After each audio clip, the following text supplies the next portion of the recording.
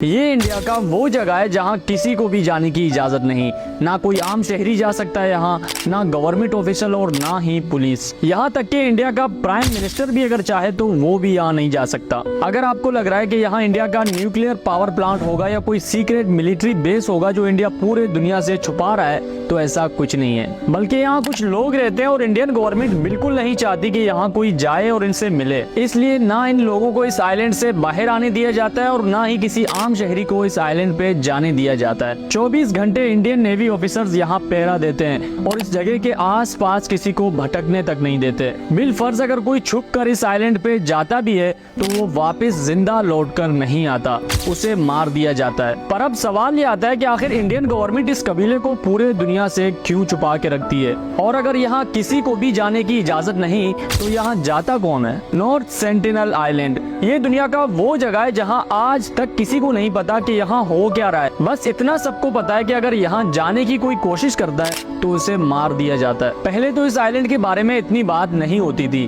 पर फिर 15 नवंबर सन 2018 को एक ऐसा हादसा हुआ जिसने पूरी दुनिया की नजरें इस आइलैंड पे कर दी। जॉन एलन नामी एक अमेरिकन बंदा कुछ इंडियन कश्ती वालों को रिश्वत देके इस आइलैंड पे जाता है। उसका मकसद था कि वो उस आइलैंड पे रहने वाले लोगों को अपने मजहब क्रिश्चियनिटी की दावत दे और उनको अपने मजहब में कन्वर्ट कर सके। जैसे ही जॉन वहाँ पहुँचा उसने कश्ती वालों को किनारे पे खड़ा किया और खुद कुछ गिफ्ट्स लेकर आइलैंड पे चला गया। जॉन ने सोचा कि ये गिफ्ट्स देखकर वो लोग बहुत खुश होंगे और इसको एक अच्छा इंसान समझकर इसकी बात सुनेंगे, पर जैसा जॉन ने सोचा था वैसा कुछ नहीं हुआ। उन लोगों ने आते साथ ही जॉन पे तीर बरसाए और उसके लाए गए तोहफे उसके आंखों के सामने तोड़कर फेंक दिए। ये देखकर वो कश्ती वाले भी वहाँ से डर के भाग गए और उन्होंने दूर से देखा कि उस आइलैंड पे रहने वाले लोगों ने जॉन को मार दिया था और उसके लाश को घसीट रहे थे। इस खबर ने पूरे दुनिया में एक हलचल सा मचा दिया। अमेरिका से लेकर पूरे दुनिया के न्यूज चैनल्स ने इस खबर को कवर किया और उस टाइम हर न्यूज चैनल पे जॉन और इस आइलैंड की ही बात हो रही थी। हर तरफ लोगों ने तरह तरह की बातें करनी शुरू की। कई लोगों ने तो ये तक कहा कि जरूर इंडियन गवर्नमेंट यहाँ कोई खुफिया काम कर रही है जो इस तरह इस जगह की हिफाजत करता है।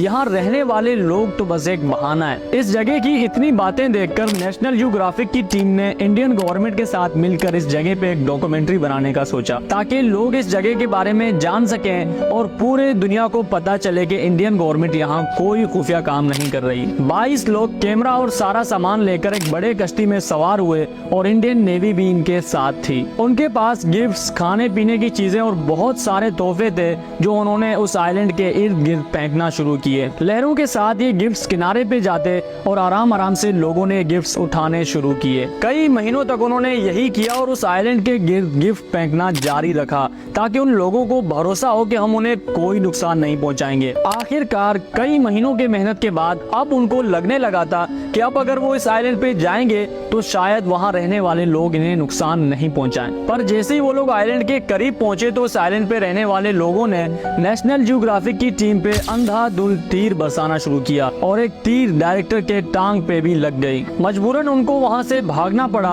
और ये मिशन भी खत्म करना पड़ा। पर फिर जब इस आइलैंड के बारे में तहकीक किया गया तो पता चलता है कि ये लोग यहाँ सदियों से रहते हैं और इनको बाहरी दुनिया के बारे में कुछ भी नहीं पता कि बाहर क्या चल रहा है। गाड़ियाँ, मोबाइल, इंटरनेट तो दूर की बात, इनको ये तक नहीं पता कि इस आइलैंड के बाहर भी एक दुनिया है। ये लोग अब भी सदियों पुराने तरीकों से अपनी जिंदगी गुजार रहे हैं। दुनिया में आ रहे नए नए टेक्नोलॉजीज के बारे में इनको आज तक कुछ नहीं पता। कहा जाता है कि जब इंडिया में ब्रिटिश हुकूमत था तो इस आइलैंड से कुछ लोगों को जबरदस्ती बाहर लाया गया था ताकि इनकी जुबान और कल्चर पे तहकीक किया जा सके, पर उनको यहाँ लाने के 2 दिन बाद वो लोग मर गए थे क्योंकि वो लोग सदियों से ही एक नेचुरल माहौल में रहते और हमारे दुनिया के जरासीम और पोल्यूशन उनका जिस्म सह नहीं सका और वो लोग 2 दिन में ही मर गए।